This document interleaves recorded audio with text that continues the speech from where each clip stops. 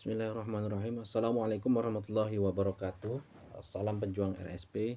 Kali ini saya Samsul Anam dari Departemen Marketing ingin membahas mengenai 5 cara meningkatkan etos kerja karyawan. Pada kesempatan ini, hal penting yang ingin kita bahas yaitu cara meningkatkan etos kerja karyawan. Memiliki etos kerja yang baik tentu jadi impian semua perusahaan, karena pasalnya etos kerja yang baik tentu akan menghasilkan kinerja atau output yang maksimal pula. Tapi pada dasarnya apa sebetulnya etos kerja yang baik itu? Etos kerja yang didefinisikan sebagai pandangan bagaimana melakukan kegiatan yang memiliki tujuan untuk mendapatkan hasil yang maksimal atau untuk mencapai kesuksesan. Tentu hal ini dibutuhkan oleh semua perusahaan. Maka dari itu, berbagai cara untuk meningkatkan etos kerja karyawan terus dicoba oleh manajemen perusahaan. Hal ini agar perusahaan bisa menemukan formula yang tepat untuk menghasilkan keuntungan sebesar-besarnya untuk perusahaan. Ada beberapa cara meningkatkan etos kerja karyawan yang bisa kita ikuti. Yang pertama adalah motivasi karyawan agar datang lebih awal. Sebenarnya ini bukan satu patokan utama, tapi untuk meningkatkan etos kerja karyawan, tugas manajemen perusahaan yang pertama adalah memotivasi karyawan agar lebih datang lebih awal.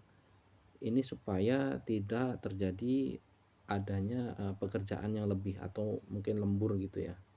Jadi dari awal karyawan pun bisa mempersiapkan diri sebelum mulai bekerja.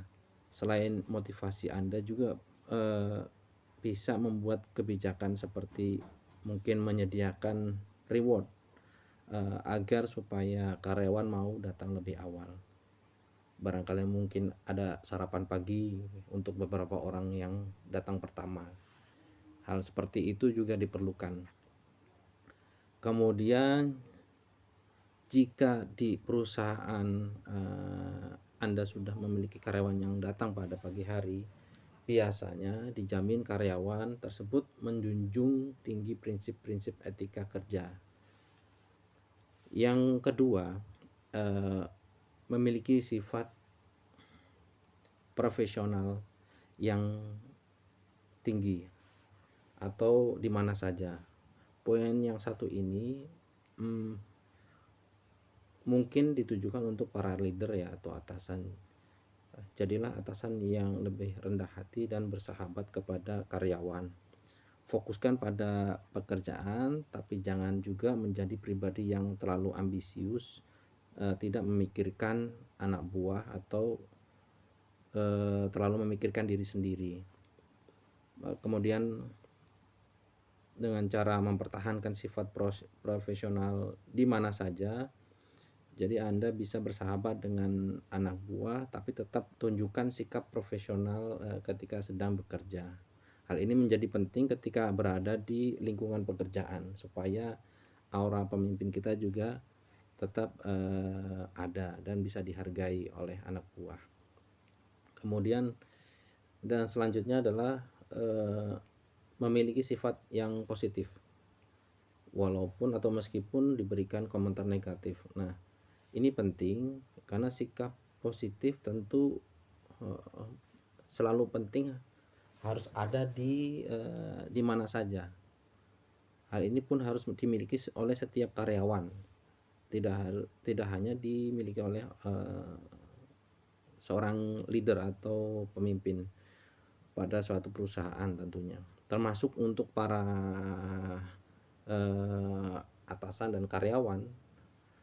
Masing-masing karyawan dan atasan harus memiliki sikap ini meskipun diberikan komentar-komentar negatif oleh satu sama lainnya, karena itu pasti akan terjadi pro dan kontra. Dengan begitu akan terbentuk lingkungan kerja yang sehat dan terbuka.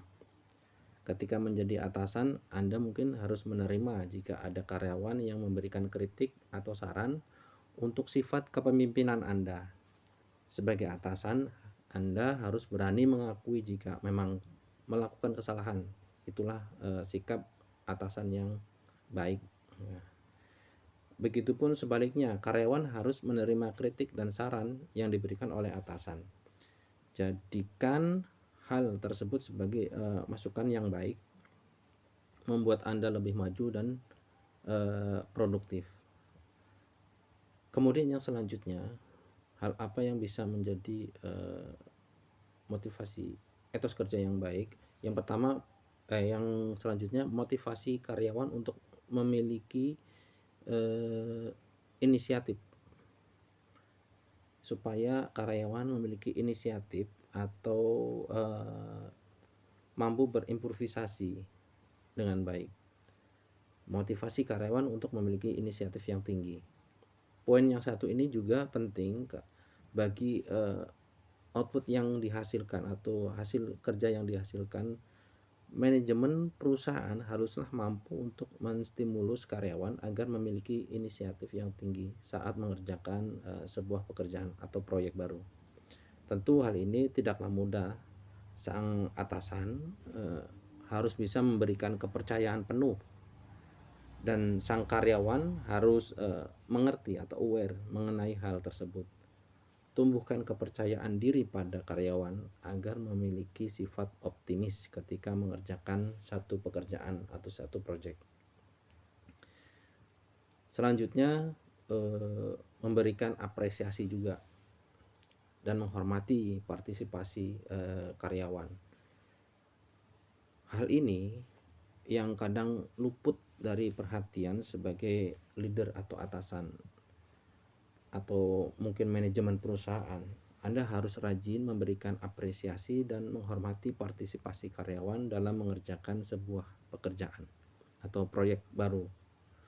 Meskipun apresiasi hanya dalam bentuk hal kecil, tentu karyawan akan tetap merasa senang dan merasa kerja kerasnya dihargai oleh perusahaan, sehingga akhirnya ia pun lebih berkomitmen untuk bekerja keras untuk menghasilkan